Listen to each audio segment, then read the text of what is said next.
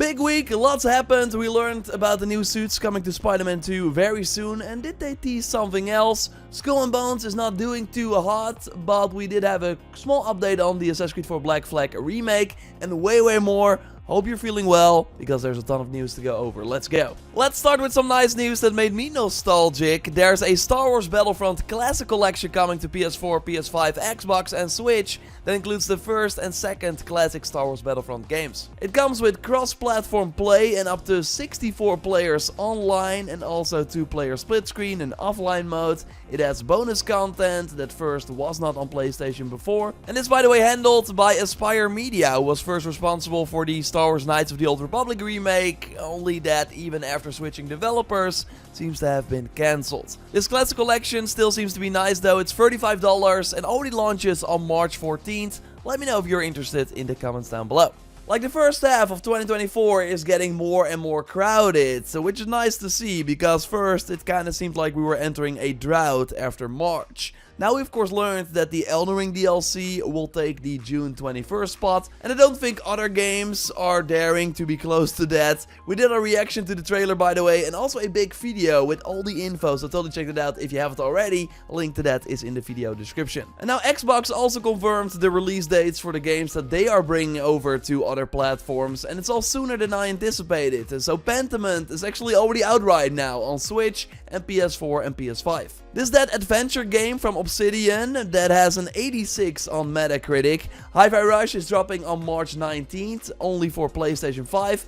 Not for Switch, although there are rumors that it might actually come to Switch 2 instead. But yeah, this linear rhythm action-adventure game is the most exciting release for me. 87 on Metacritic, perfect for the PlayStation Portal, at least that's where I'm going to play it. Although, it will have to wait a bit because of other releases around that time. Grounded, the multiplayer survival Obsidian game, is dropping on April 16th for Switch and PS4 and PS5, and Sea of Thieves quickly after that on PS5 on April 30th. Again, it's all happening faster than I expected. As we discussed in last week's news roundup video, Microsoft is using these games as test beds to determine if they're bringing more games over, and high chance they will, and with them already having the data very quickly, like in the coming months, I would not be surprised if we see other Xbox games coming to PlayStation before the end of the year. So then, maybe more Bethesda titles. I totally think Starfield will come over one day. So the first half of 2024 starting to take shape. Of course, Final Fantasy VII Rebirth this coming week.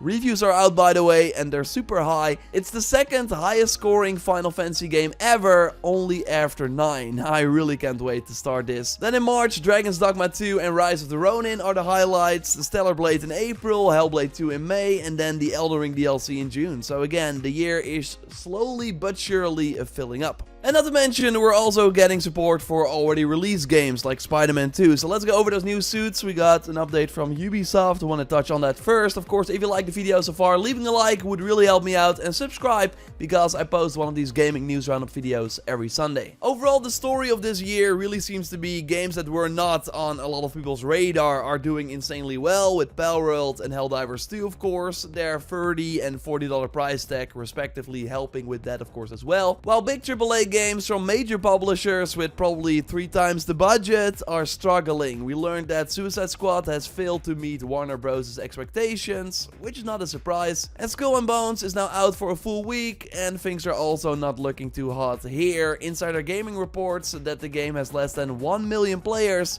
and this includes people that are using the free trial. So if you're not aware, there's an 8-hour free trial on every platform, and then after the 8 hours you can decide to purchase the full game and carry on with your progress. It's a tactic that seemed to have worked for the Crew Motorfest, as that game is doing better than Ubisoft anticipated, but the problem is that Skull and Bones is just not that great.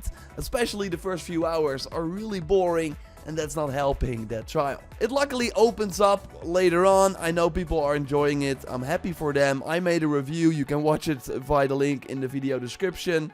I was not a fan. I don't recommend this game.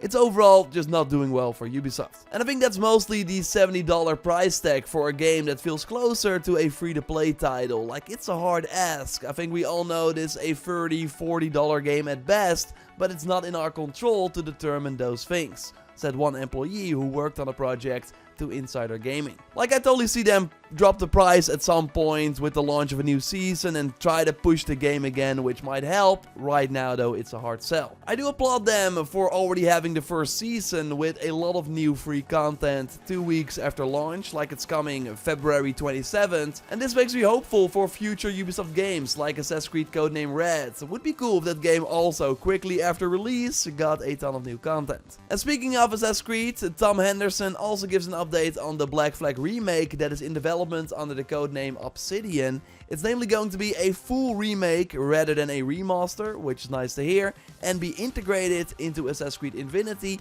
the central hub for Assassin's Creed. So this is going to be Ubisoft's Call of Duty HQ, but with a ton of different Assassin's Creed experiences, and it should launch at the end of this year with Assassin's Creed Red, and when I learn more about it, I'll of course let you know here. But yeah, it seems that Black Flag remake is Ubisoft's way to still make a profit from all the work that went into Skull and Bones. It's still early though, probably 2027 at the earliest, but we will have 3 other Assassin's Creed games before that, with Red, Hexe and Invictus, the multiplayer game, and of course Jade, the mobile game as well. You could totally count that too. We got some interesting PlayStation news. For one, PSVR 2 is getting PC support. They're testing it now and they hope to release it at the end of the year. So correct me if I'm wrong, but this means that we can play Half-Life Alyx, right, on the PSVR 2. You will of course then still need a beefy PC to run VR games, so it's not ideal. But yeah, this is an attempt from Sony to get more out of the $600 hardware, because they only still made one game for it, and I don't think they're going to support it anymore.